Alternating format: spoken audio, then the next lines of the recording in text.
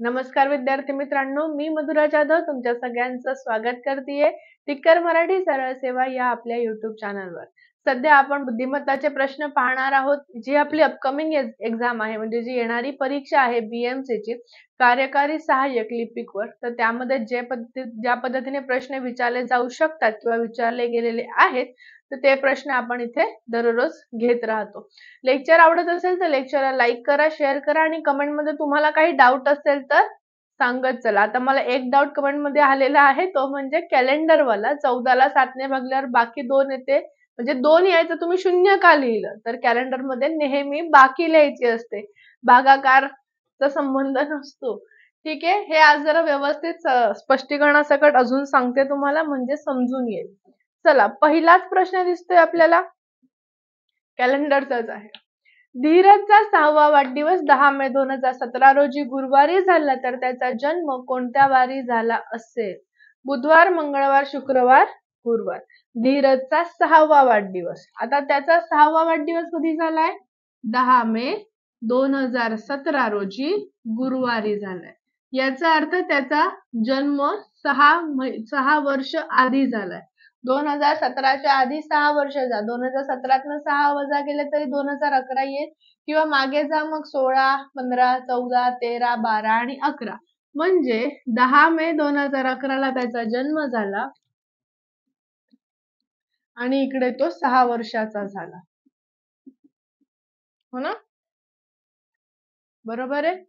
मग आता 2011 पासून 2017 पर्यंत तर 6 वर्ष आहेत। या 6 वर्षामध्ये लीप वर्ष 2016चं, 2012चं, बघा जे 4च्या पाड्यात आहे, 12 आणि 16 असे 2 लीप वर्ष, 6 अधिक 2 8 असतात। 8 ला 7 ने भागलं की बाकी किती उरणार? बाकी 1 उरणार। आता आपण 2017 पासून आधीचा वार काढतोय 2011चा। जेव्हा आपल्याला आधीचा वार काढायचा असेल, मागच्या महिन्याचा, मागच्या वर्षाचा वार काढायचा असेल, तेव्हा 1 ने मागे जेवढी बाकी राहते त्याने मागे न्यायचं। गुरुवारच्या आधीचा 1 दिवस, उत्तर काय येणार आपलं? बुधवार। ठीक आहे, पुढच्या प्रश्नावर जाऊयात। सुरेशचा जन्म 4 ऑक्टोबर 1999 साली झाला। रमेशचा जन्म सुरेशच्या 6 दिवस अगोदर झाला होता। त्या वर्षी स्वातंत्र्य दिन रविवारी होता, तर रमेशचा जन्म कोणत्या वारी झाला? मंगळवार, बुधवार, सोमवार, रविवार। आता सुरेशचा जन्म कधी झाला? तर 4 ऑक्टोबर 1999। आता रमेशचा जन्म त्याच्या 6 दिवस आधी झालाय। 4 ऑक्टोबरच्या आधी 3 ऑक्टोबर, 2 ऑक्टोबर, 1 ऑक्टोबर। ऑक्टोबरच्या आधीचा महिना सप्टेंबर असतो, बरोबर आहे। 30 सप्टेंबर, 29 सप्टेंबर, 28 सप्टेंबर, म्हणजे रमेशचा जन्म कधी झाला? 28 सप्टेंबरला 1999 ला। हवं तर रिवर्स परत मोजा, 29, 30, 1, 2, 3, 4, सप्टेंबर महिना 30 चा असतो, लक्षात ठेवा। मग आता पुढे, त्या वर्षी स्वातंत्र्य दिन म्हणजे 15 ऑगस्ट 1999 ला वार होता रविवार। आता ऑगस्ट महिना हा 31 दिवसांचा असतो।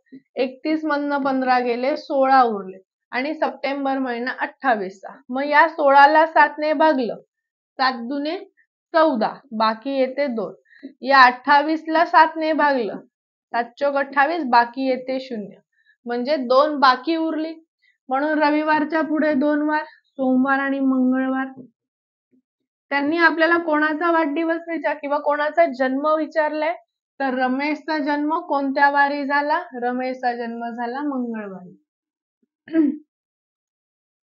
पुन्हा एकदा बघा, ऑगस्ट नंतर सप्टेंबरचाच महिना आहे। ऑगस्टचे 31 दिवस असतात, त्याच्यातले 15 दिवस संपले, उरले 16। 16 ला 7 ने भागलं, बाकी 2 येते। सप्टेंबरचे 28च दिवस दिले, म्हणून 28 ला 7 ने भागलं, बाकी 0 येते। 2 अधिक 0 0, सॉरी 2, रविवारच्या पुढे 2 वार, उत्तर आलं मंगळवार। मग याचा जर वार काढायला गेलं तर 6 ने पुढे जा, उत्तर सोमवार येईल सुरेशसाठी। पण रमेशचं विचारलं तर रमेशचं मंगळवार उत्तर आहे। आता कदाचित तुम्हाला समजलं असेल. पुढचा प्रश्न आहे, प्रश्नचिन्हाच्या जागी अचूक संख्या शोधा. काय आहे व्यवस्थित 192 ला जर 24 ने भागलं, 24 आठा 192 आलेल्या उत्तराची दुप्पट केली 16 आलं. 135 ला जर आपण 15 ने भागला, 15 नव्वे 135, नवाची केली दुप्पट लिहिले 18. सेम 126 ला 14 ने भागायचं, 14 नव्वे 126, नवाची केली दुप्पट, उत्तर आलं 18. फायनल उत्तर काय आलं? 18. कुठल्याही दोघांचा भागाकार करा आणि आलेल्याची दुप्पट करा. सोपा होता प्रश्न. माझं तुम्ही 192 ला 16 ने भागलं, 12 उत्तर येईल, 12 दुनी 24 असं केलं तरीही चालेल. पुढचा प्रश्न बघा, तुलनाचा आहे. काय काय सांगितले? अर्चना सुप्रियापेक्षा हुशार आहे, संदीप अर्चनापेक्षा हुशार आहे, सुप्रिया कवितापेक्षा हुशार आहे, वैभव सुप्रियापेक्षा हुशार आहे, अर्चना वैभवपेक्षा हुशार आहे, तर हुशारीच्या क्रमाने मध्यभागी कोण येईल? कविता, सुप्रिया, वैभव, संदीप. अर्चना सुप्रियापेक्षा हुशार आहे. अर्चना हुशार आहे सुप्रियापेक्षा. संदीप अर्चनापेक्षा हुशार आहे. सुप्रिया कवितापेक्षा हुशार आहे. वैभव सुप्रियापेक्षा हुशार आहे. अर्चना वैभवपेक्षा हुशार आहे. इथे येणार अर्चना, इथे येणार वैभव.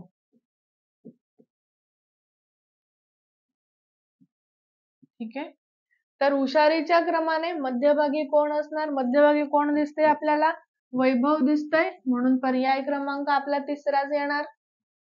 सोपे प्रश्न आहेत पण परीक्षेला विचारले जातात. पुढे काय सांगितले बघा, घड्याळात 4 वाजले असताना आरशात ते घड्याळ पाहिले असता किती वाजल्यासारखाचा भास होईल किंवा किती वाजले असे दिसेल? 8 वाजून 10 मिनिटं, 8 वाजले, 7 वाजले, 7 वाजून 10 मिनिटं. जेव्हा 12 तासाचं घड्याळ असेल, फक्त तास दिले जातात, तेव्हा 12 मधून दिलेली वेळ वजा करायची. 12तनं 4 गेले, उरले 8, म्हणजे आपल्याला किती वाजल्यासारखे दिसणार? 8 वाजल्यासारखे दिसणार. आणि जर तास आणि मिनिटं असेल तर 11:60 मधनं वजा करावं लागतं. मग परत कॅलेंडरचाच प्रश्न. जर 18 फेब्रुवारी 1997 ला मंगळवार होता, तर 18 फेब्रुवारी 1999 रोजी कोणता दिवस असेल? सोमवार, मंगळवार, गुरुवार, शुक्रवार. आता 18 फेब्रुवारी 1997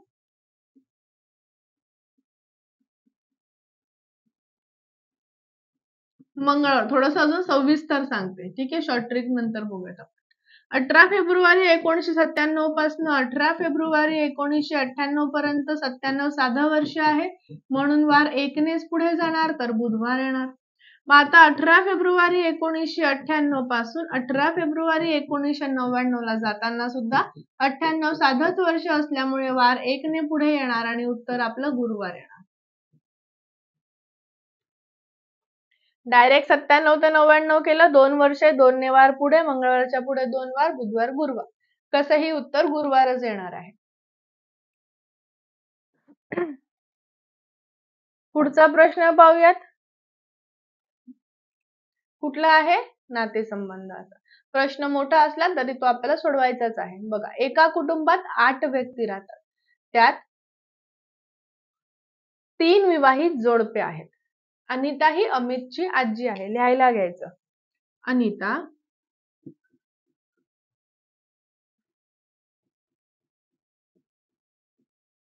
ही अमितची आजी आहे व पियुषची सासू आहे. अनिता काय आहे? पियुषची सासू, म्हणजे पियुषच्या बायकोची आई. बर. हेमा राजची मुलगी आहे. राज राहुलचा भाऊ आहे. दिव्या हे राहुलचे एकमेव अपत्य आहे आणि ती अमितची आई आहे. अमितची आई कोण? तर दिव्या. दिव्या हे राहुलचं एकमेव अपत्य आहे. राहुलची एकमेव अपत्य म्हणजे राहुलची मुलगी. आपल्या मुलीचा मुलगा, ची आजी ही सासू म्हणजे ही कोण झाली? पियुषची पत्नी झाली. पियुषची कोण झाली? पत्नी झाली. राहुल आणि राज, राज हा राहुलचा भाऊ आहे. राहुलला एक भाऊ आहे ज्याचं नाव आहे राज. इथे काय दिलंय? नेहा ही राजची पत्नी आहे. नेहा ही राजची पत्नी आहे. ठीक आहे.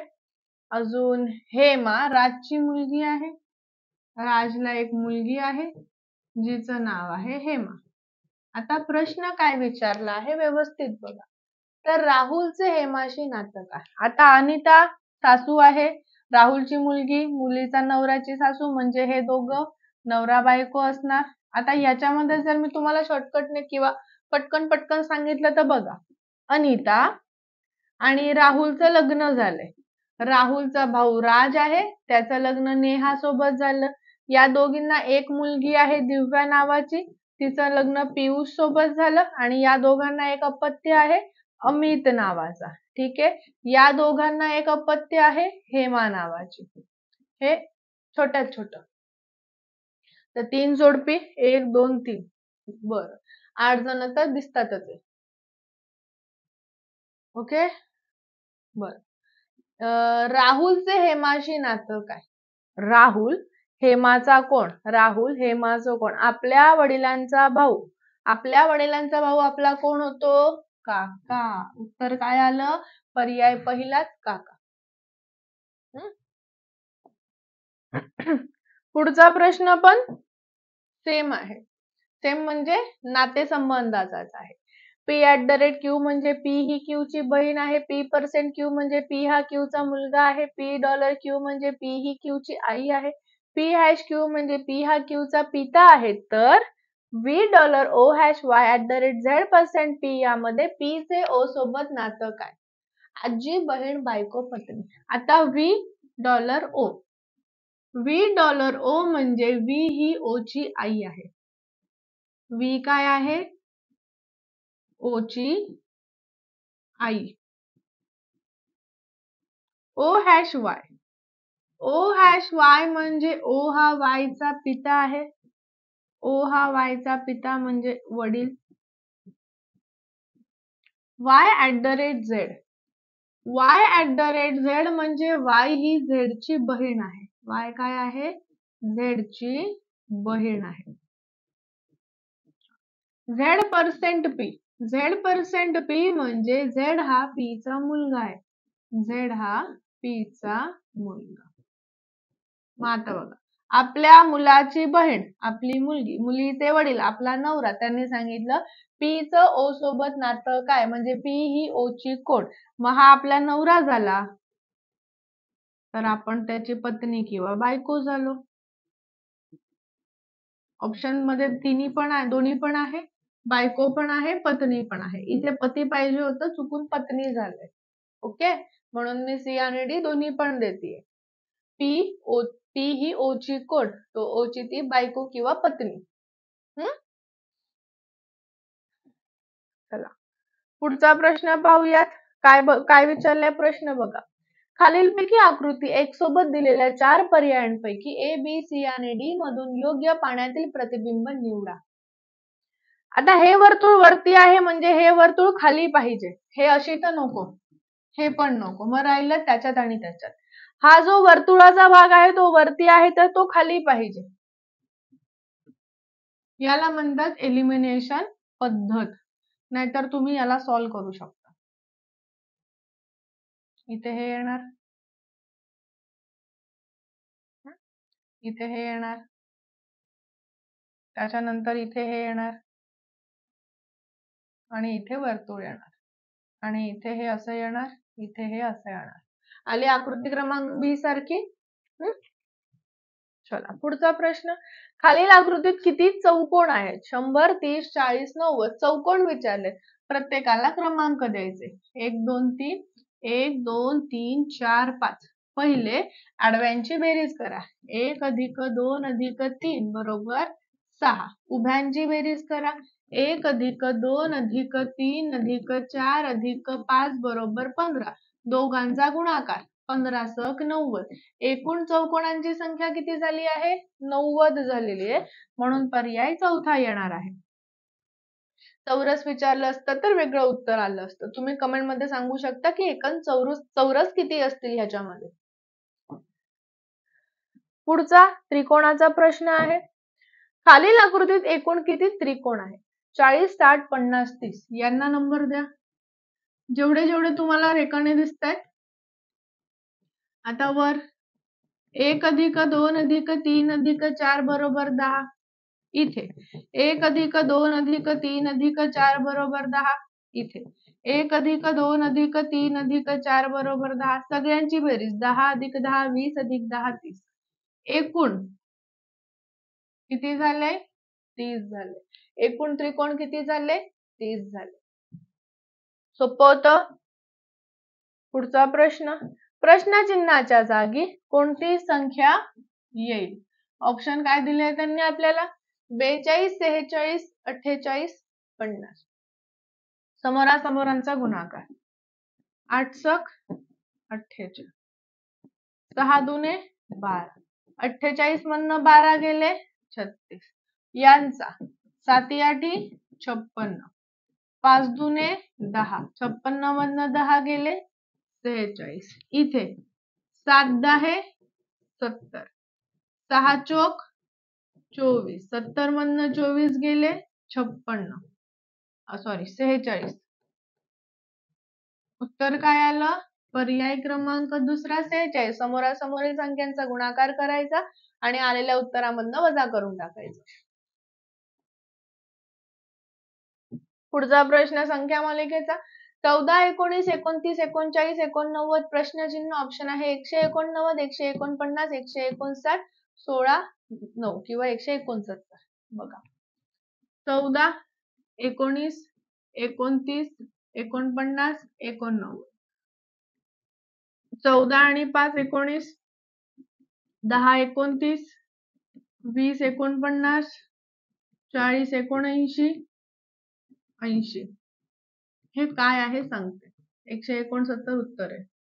बघा 5 दुने 10 चा गॅप, 10 दुने 20 चा गॅप, 20 दुने 40 चा गॅप, 40 दुने 80 चा गॅप.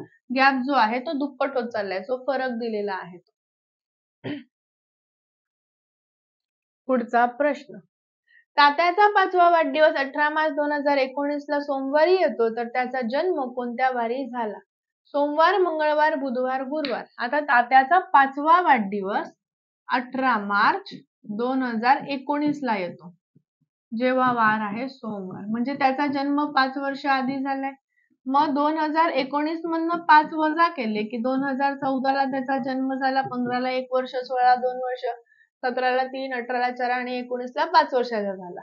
मग 2014 पासून 19 पर्यंत 5 वर्ष आहे. याच्यामध्ये लीप वर्ष 15चं नाही पण 16चं आहे. 4च्या पाठात येणार. मग 5 अधिक 1 6. आता पुन्हा 19 पासून 14 ला चाललोय, मागे चाललोय म्हणून सोमवार पासून 6 दिवस मागे न्यायचे. म्हणजेच 1 दिवस पुढे न्यायचा. उत्तर काय येणार आपल्याला? मंगळवार. जाऊ शकता मागे. रविवार, शनिवार, शुक्रवार, गुरुवार, बुधवार, मंगळवार. उत्तर आपलं मंगळवारच आलंय. तर हे होते आपले आजचे प्रश्न. प्रश्न आवडले असतील तर सेशनला लाईक करत चला, सेशनला शेअर करत चला. चॅनलवर नवीन असाल तर चॅनलला सबस्क्राईब करून घ्या. आणि काही डाऊट असेल किंवा काही असेल चांगलं वाटलं तरी तुम्ही कमेंट मध्ये सांगू शकता. म्हणजे पुढच्या लेक्चरमध्ये त्या पद्धतीने मी अजून व्यवस्थित शिकवेन. थांबते. जय हिंद. Bye bye. Take care. Have a great day. Be happy, be positive, be confident. धन्यवाद सगळ्यांना. काळजी घ्या.